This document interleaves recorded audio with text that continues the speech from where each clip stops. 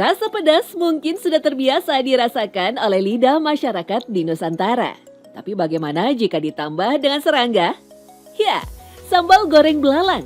Sensasi keras ketika menyantap belalang goreng semakin terasa mantap dengan kehadiran sambal.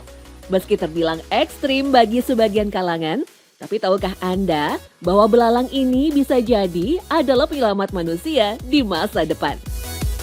Selengkapnya dalam Secret Story mengungkap rahasia di balik cerita.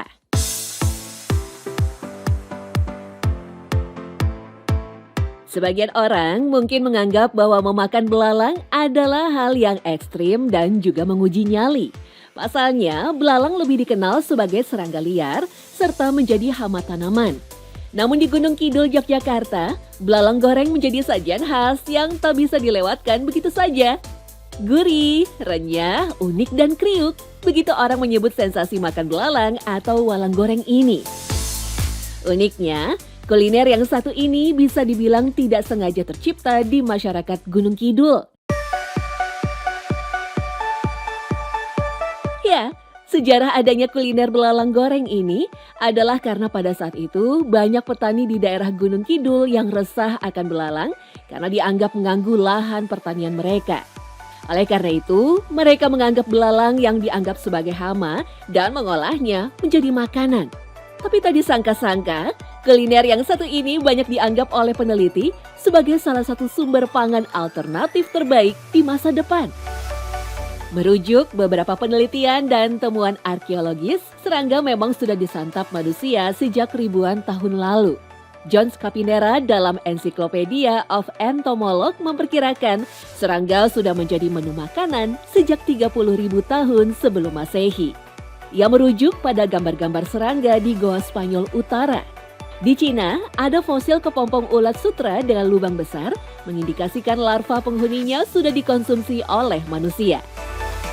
Mengutip F.G. Winarno, Bapak Teknologi Pangan Indonesia dalam buku Serangga Layak Santap, sekitar 80% atau 3.000 suku bangsa di dunia telah terbiasa menyantap serangga. Hewan kecil itu bahkan jadi penganan populer di Asia, Afrika, Amerika Latin, hingga Oseania.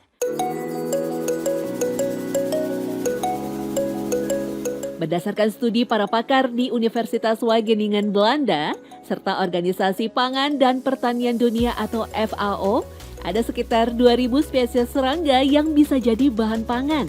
Beberapa serangga yang sering disantap warga global antara lain tomgeret, semut, ulat sagu, kelabang, kalajengking, sampai tarantula. FAO juga memperkirakan sampai saat ini ada 2 miliar pengonsumsi serangga di seluruh dunia.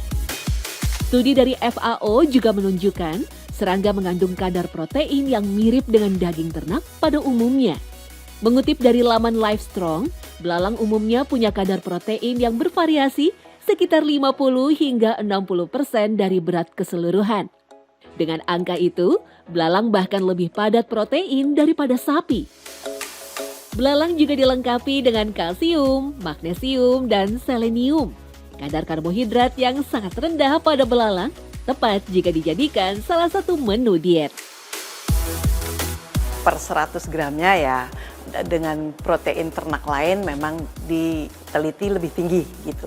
Protein adalah zat untuk mengganti jaringan-jaringan tubuh kita yang rusak, kemudian membuat atau membangun jaringan-jaringan yang rusak, membangun jaringan-jaringan tubuh, kemudian untuk penambahan energi.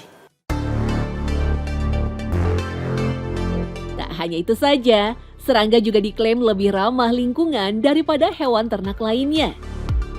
Sebagai perbandingan, F.G. Winarno menyebut ternak besar dan kecil umumnya menghabiskan 3 galon air, 11 kg pakan hanya untuk menghasilkan setengah kilogram daging. Tetapi untuk memproduksi berat yang sama, serangga hanya membutuhkan 1 galon air dan 0,9 kg pakan. Selain itu, serangga tidak membutuhkan lahan yang luas, layaknya kandang ternak lain. Maka tak heran jika mulai beberapa tahun silam, Uni Eropa mulai membuka keran bagi para pengusaha untuk membudidayakan serangga sebagai bahan pangan alternatif. Salah satu yang pertama adalah ulat bambu dan ulat Hongkong. Bahkan di Swiss, burger berbahan dasar ulat Hongkong dibanderol Rp123.000 per porsinya. Harga itu lebih mahal 2 kali lipat dibanding dengan harga burger sapi pada umumnya.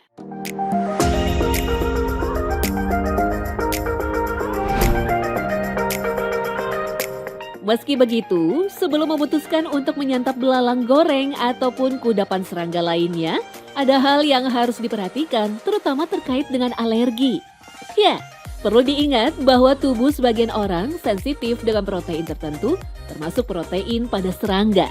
Ini bisa menimbulkan efek alergi. Dari alergi ringan berupa gatal dan bentol, sampai alergi berat yang bisa memicu syok hingga mengancam nyawa.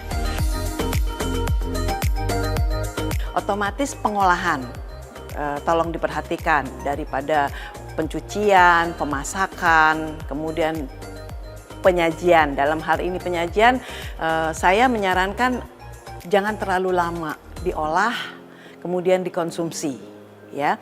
Dan apabila sudah terjadi gejala alergi seperti gatal-gatal, bibir bengkak, kemudian timbul seperti kaligata ya, atau ruam kuku, ruam kulit. Nah itu segera ke dokter.